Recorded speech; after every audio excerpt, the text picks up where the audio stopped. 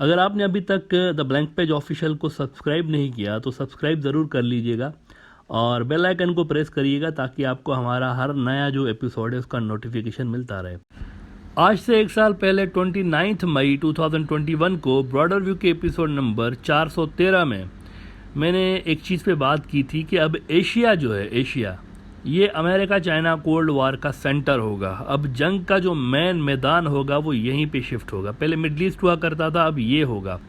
और हमने इस पे बात की थी कि US has started to move its army from Europe and other places to Asia to teach China a lesson. ये मैंने बात की थी।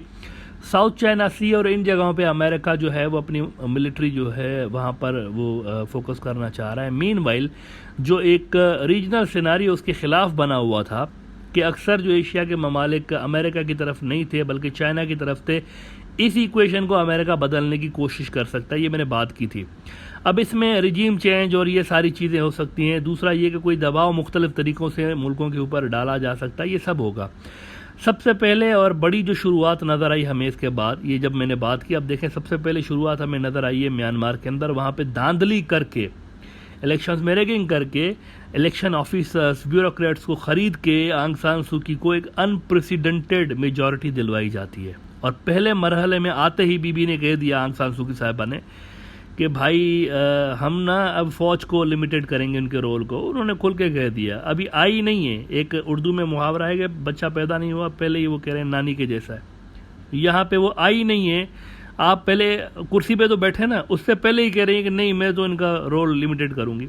वो शहद के छत्ते में हाथ डाल दिया उन्होंने आंग सान सू की साहिबा ने। तो वहाँ पर क्या हुआ, वो जो फ़ौज उनकी है वो जनरली प्रो चाइना रही है, उसके लिए आप कह रहे थे कि हम इनका रोल लिमिटेड करेंगे। तो हुआ क्या, हुआ ये कि फ़ौज आ गई, मार्शल लग गया। तो पहला मरहला था ना फ़ौज का किरदार लिमिटेड करें। दूसरा फेज़ आना था BRI का, वो चाइना के पर काटने के चक्कर में थे कि दूसरे फेज़ में हम ये करेंगे कि उनके जो यहाँ पर समर्थक हैं फ़ौजी, इनको ज़रा आप कमज़ोर करें, दूसरे मरहले में BRI को धपड़धूस कर दें।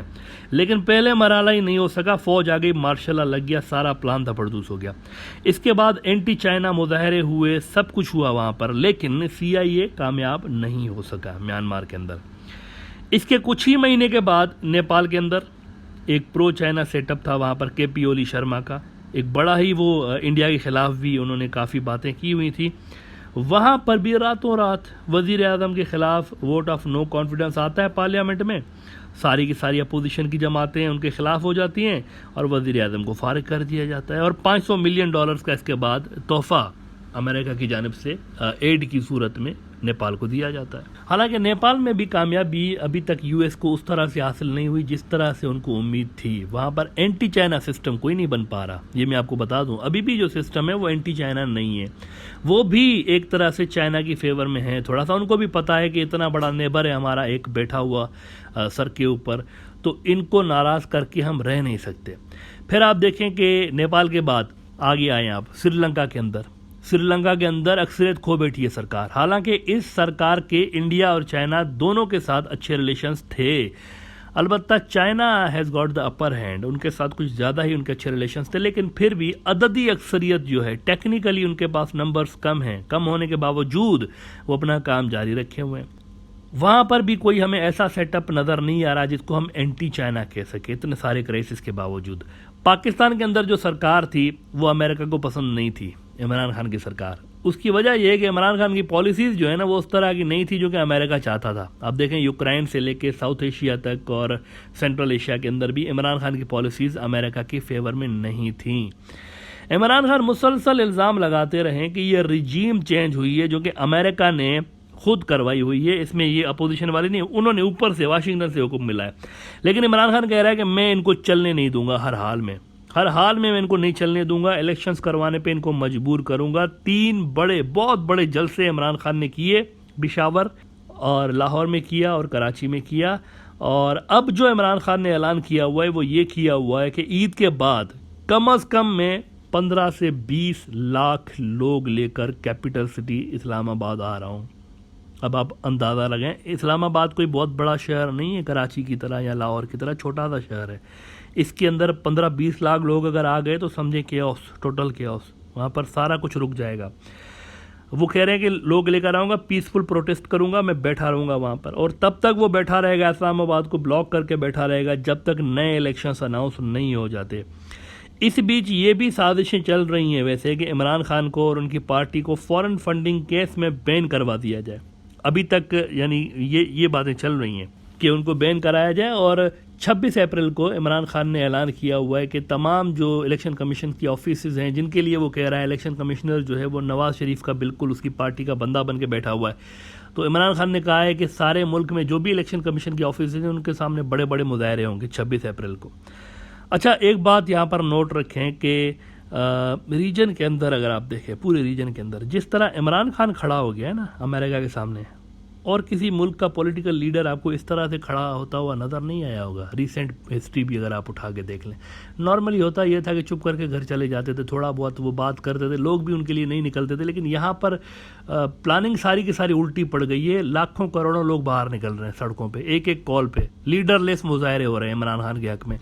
तो यहाँ पर थोड़ा सा पाकिस्तान का केस अमेरिका के लिए अजीब हो गया है। अमेरिका दिन ब दिन बहुत ज़्यादा अनपॉपुलर होता जा रहा है, लोगों के दिल में गुस्सा बढ़ता जा रहा है अमेरिका के लिए, और ये गुस्सा मुझे डर है कि कहीं किसी दूसरी तरह ना चला जाए अगर ये सारी चीज़ें, बिकॉज इमरान खान के जो फॉलोअर्स हैं वो नौजवान हैं, बेसिकली ज़्यादातर जो उसके सपोर्टर्स हैं वो नौजवान नस्ल के हैं। 30 साल से कम उम्र के बहुत सारे नौजवान उसको पाकिस्तान के अंदर जो है वो उसको पसंद करते हैं इमरान खान को। तो इस उम्र के जो लोग होते हैं ना, इनको कंट्रोल में रखना काफ़ी मुश्किल होता है। तो आई होप सब कुछ सही चले, लेकिन एक बड़ा ख़तरा नज़र आ रहा है पाकिस्तान के अंदर भी। अब सवाल ये है कि अभी तक तो ये जो भी सिस्टम आया है पाकिस्तान के अंदर, ये चल नहीं रहा ना, जैम हो गया बिल्कुल, एक रुका हुआ सा सिस्टम है, चल नहीं पा रहा, सरकार नहीं चल पा रही। पंजाब सबसे बड़ा पाकिस्तान के अंदर स्टेट है, सूबा है पाकिस्तान का सबसे बड़ा, वहाँ पर कोई 7-8 दिन हो गए कोई चीफ मिनिस्टर नहीं बन पा रहा। मौजूदा प्रधानमंत्री जो है भाई साहब, प्राइम मिनिस्टर, इनका बेटा है हमजा शहबाज, वो चीफ मिनिस्टर इलेक्ट हो गया है पंजाब का। बाप जो है वो वजीर आज़म है पाकिस्तान का, और बेटा जो है वो चीफ मिनिस्टर पंजाब का। लेकिन पंजाब असेंबली के अंदर जब ये वोटिंग हो रही थी, इनको इलेक्ट करवा रहे थे, तो बहुत सारे वोट इनको उन लोगों को मिले हैं जो कि इमरान खान की पार्टी के थे। अब ये अजब तमाशा है कि ये जो सीएम बने हैं, इनके सीएम बनने में वोट यूज़ हुए हैं इमरान खान की पार्टी के लोगों के। तो ये जो है ना, वहाँ पर कह रहे हैं जो गवर्नर साहब हैं वहाँ के स्टेट के, वो कह रहे हैं कि यार ये तो कानून के ख़िलाफ़ है, ये किस तरह हो गया। और फिर प्लस में पुलिस घुसाई गई। पुलिस पहली बार शायद तारीख में हुआ है पाकिस्तान में कि असेंबली के अंदर पुलिस घुसी है, इमरान खान के लोगों के ऊपर डंडे बरसाए गए हैं। एक तो एमपीए हैं वहाँ पर इमरान खान की खातून, उस बेचारी के सर पे डंडा लगा और खून जम गया, कोमा में चली गई है, वेंटिलेटर पे हैं। ये असेंबली के अंदर हुआ है, पंजाब असेंबली के अंदर।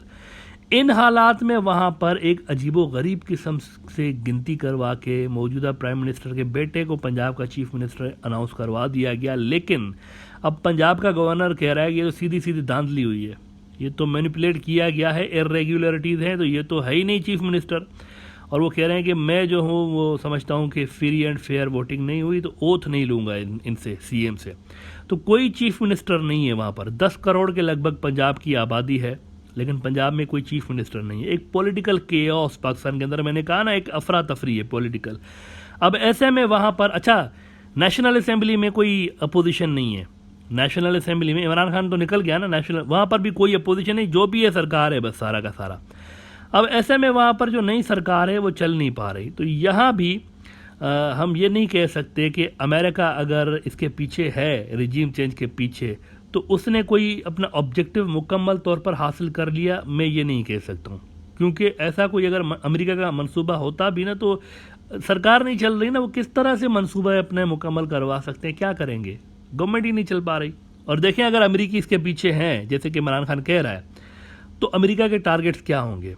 अमेरिका का टारगेट नंबर 1 तो पाकिस्तान नहीं है ना, वो इतना सारा मतलब मेहनत करके क्या पाकिस्तान की सरकार चेंज करेंगे, क्यों, किस खुशी में। उनका टारगेट पाकिस्तान नहीं, चाइना है। तो जो कुछ भी गड़बड़ है ना, उसको चाइना के तनाजुर में देखना चाहिए। अमेरिका इंडिया को चीन के खिलाफ यूज़ करना चाह रहा है, लेकिन इंडिया की मजबूरी यह है कि वो एक वक्त में 2 फ्रंट्स पर इंगेज्ड नहीं हो सकता। यानी कि चाइना और पाकिस्तान दोनों फ्रंट्स पर एक टाइम पर इंडिया जंग नहीं कर सकता। जब तक ये थ्रेट है, इंडिया कभी भी चाइना के खिलाफ एक हद से ज़्यादा आगे जा ही नहीं सकता, ये इंडिया की मजबूरी है। तो इंडिया की इस कमज़ोरी को ख़त्म करने के लिए US would like to have a pro India government in Pakistan. Pakistan के जो कोर इश्यूज़ हैं कश्मीर टाइप, इनको बैकग्राउंड में डाल के अमेरिका चाहेगा कि पाकिस्तान इंडिया के साथ दोस्ती कर ले। कश्मीर पर से इंडिया के ऊपर जो शदीद दबाव बना के बैठा हुआ है उसको पाकिस्तान ख़त्म कर दे। दूसरा, अमेरिका चाहेगा कि पाकिस्तान कुछ अपनी फ़ौज भी कम कर ले, क्योंकि मौजूदा जो नंबर ऑफ़ ट्रूप्स हैं पाकिस्तान के पास, फ़ौज जो है उनकी, ये इतने हैं नंबर्स के एतबार से जिससे इंडिया को कंसर्न हो। ये कम से कम इतने हैं, क्योंकि वो अगर इंडिया के मुकाबले में देखें ना, खाली इंडिया का बॉर्डर पाकिस्तान को प्रोटेक्ट करना हो तो फिर पाकिस्तान को अपर एडवांटेज हासिल है, एक अपर हैंड है।